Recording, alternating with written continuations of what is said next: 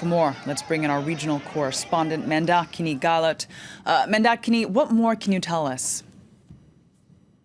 Well, a real tragedy down in Mumbai earlier this morning. The incident occurred at 10:30 a.m. local time, so essentially rush hour in Mumbai when millions of passengers are using this railway network to get to work.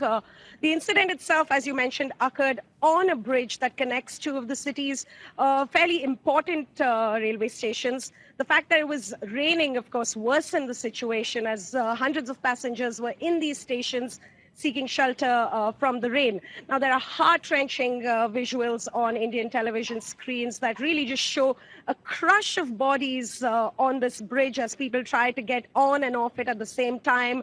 Some people can be seen jumping off.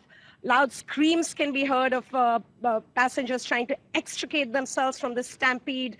Visuals after the incident show bodies just scattered all over the ground, many of them not moving at all. Locals and passengers can be seen carrying these bodies off the stairs of this bridge. Some real anger down in Mumbai right now. There are protests outside some of these railway stations. Of course, the Prime Minister has tweeted his condolences, and the rail minister is there to monitor the situation. But as one angry eyewitness said, this really was a disaster waiting to happen. Well, then you mentioned that this, of course, is such a tragedy. How common is this type of accident?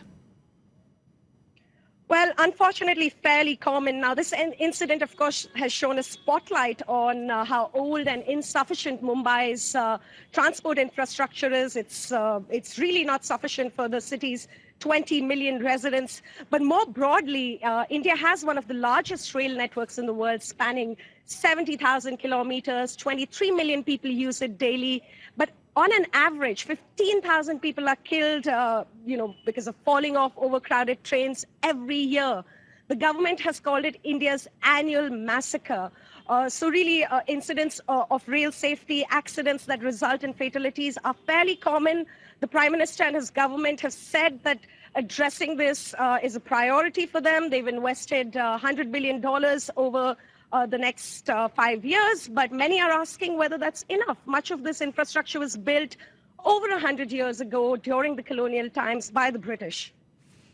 Mandakini, thank you very much for that. Mandakini Galat reporting there from New Delhi.